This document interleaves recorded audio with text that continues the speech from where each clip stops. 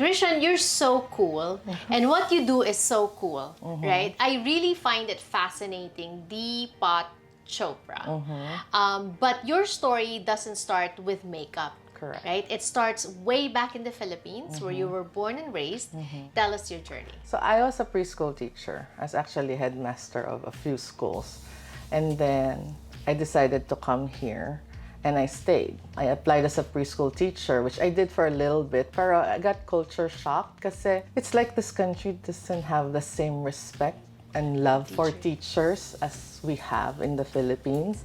So it was really difficult. I lost my passion for teaching kids because I didn't feel supported. Even though it meant that my petition for a work visa will be the end of that, I decided to leave. So which made me shift to home care. At that time, my brother-in-law owned a home care agency.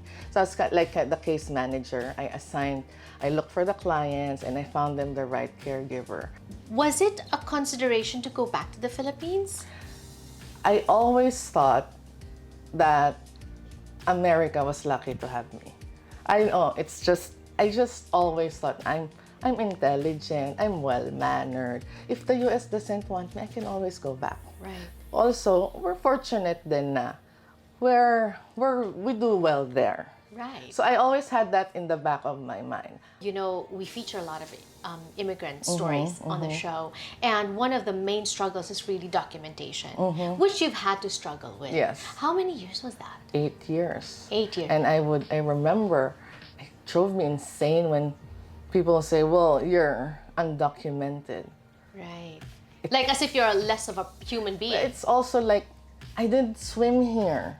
I have documents to prove I came here. Right. So I always felt that it didn't apply to me. Right. So, plus you were law-abiding. Correct.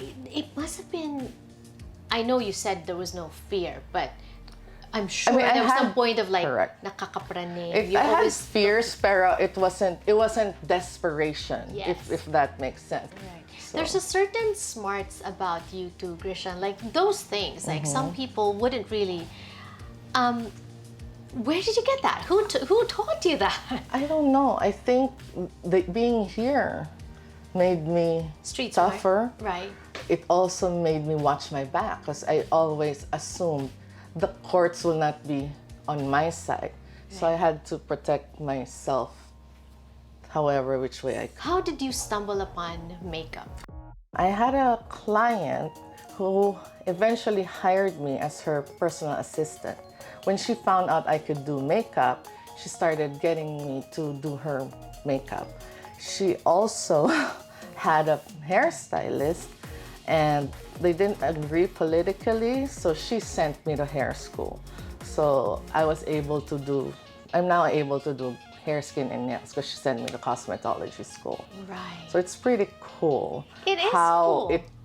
I've always done makeup in the Philippines on friends, but I never thought it'd be a career. From makeup, right?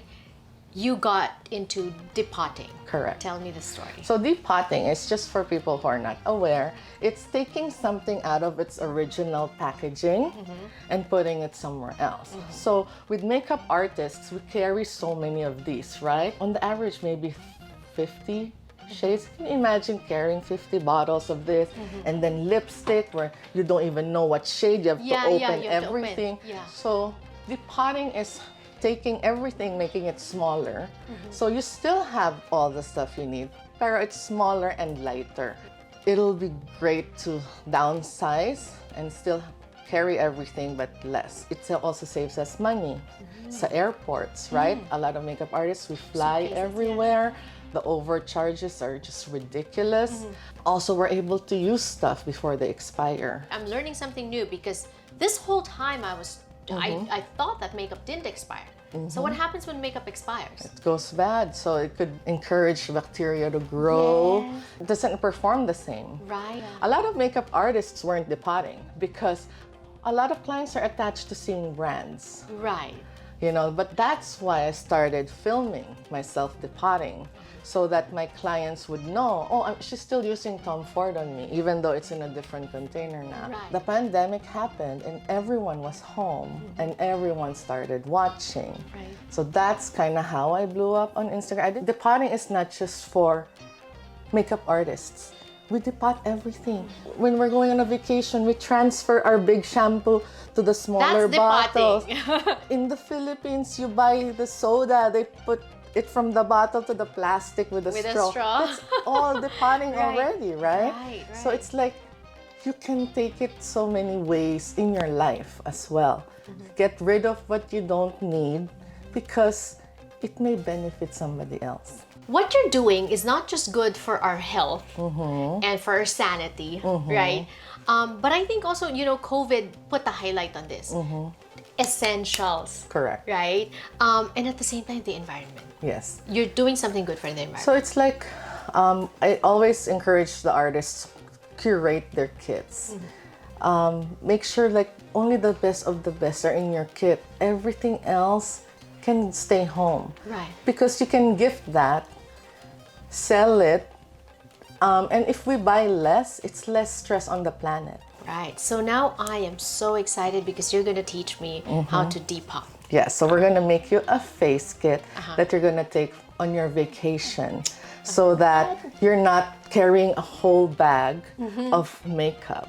But it's going to be everything you need. Even lashes, we're going to put in a small container. Love that. That's when we return on the show. Don't go away. So Grishan, how quickly do you do a palette? It seems quick. I always say it's like 4 songs on the iPhone. Yeah.